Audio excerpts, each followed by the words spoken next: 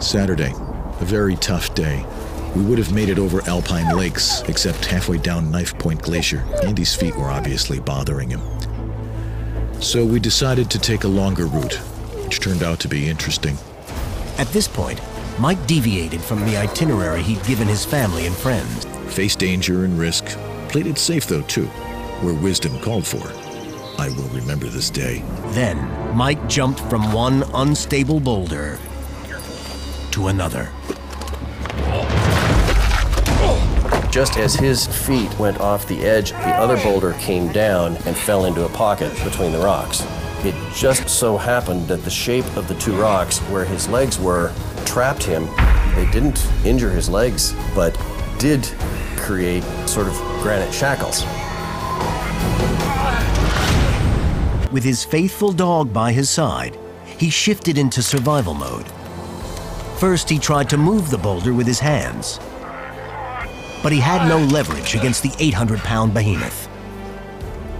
Then he tried to use part of his tripod as a lever. Come on! Miraculously, he was able to budge the rock a bit, enabling a little better blood flow to his right leg. He then set up an encampment, keeping everything he had at arm's length. Why?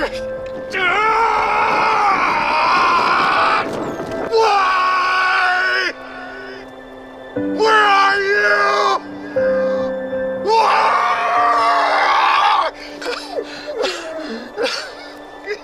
Where are you?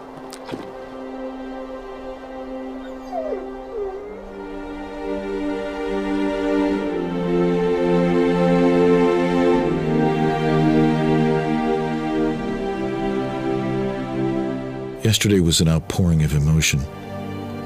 Today I'm more calm. In fact, depressed as I consider the helplessness of my situation. I'm concerned first about losing my legs, second, running out of snow to melt for water, and third, fuel, then hypothermia. I felt so foolish taking this longer pass. So lonely. Who would guess no one has come this way? There's no way they could miss me in my camp. I've tried to rig a shelter to protect from rain. Today, though, its greatest value is to shade me from the blazing sun. Mike's body was taking a beating. At this altitude, summer temperatures by day reached 100 degrees, but Mike refused to give up his will to live. My biggest concern is water.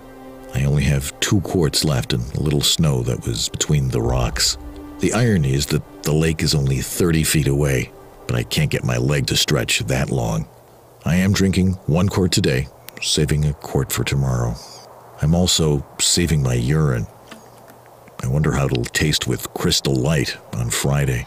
There are very practical matters involved when one's in a survival situation. Mike knew number 1 was keep warm, and number 2 was make sure you got water. With the last of his water gone, Mike tied a rope around his water bottle, along with a pair of pliers for weight. He tossed it out over the rocks, trying to reach the water 30 feet away. Hopefully, he could then pull it back in with some life-saving liquid.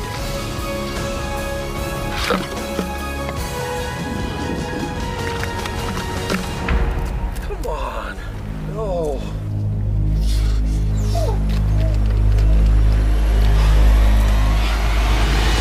Thursday. Last evening I was getting my bedding set around my feet when I noticed something like a cast on the front of my leg. It was my leg without feeling. Why don't you care about me?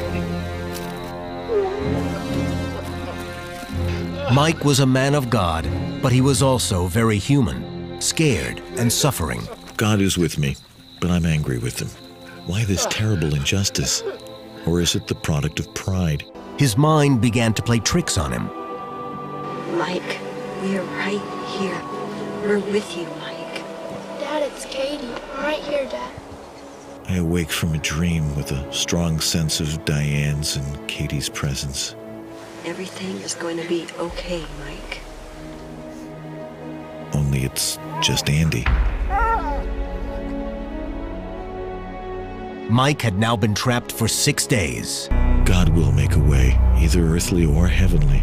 If this doesn't work out for my earthly salvation, I shall so miss watching and being part of the steps of the next years. I hope they're great, whether I see them on earth or watch you, in love and understanding, as someone who can't take his eyes off you. I love you all. God bless you. I'm praying to be with you soon. Sea journal down to my right in the rocks. Getting lower. Thought I would have been found yesterday. I'm in an easy sight. All day, night, I hear helicopters. Pray they found lost person too. As his handwriting deteriorates, the circumstances are taking their toll. Andy is so faithful. He barks for a rock slide. So sorry I brought him. I am ready to die, except for missing my family. I will trust in God. Though he will slay me, yet I will trust him. Fill me with peace, Lord. May the conditions not change my love for you.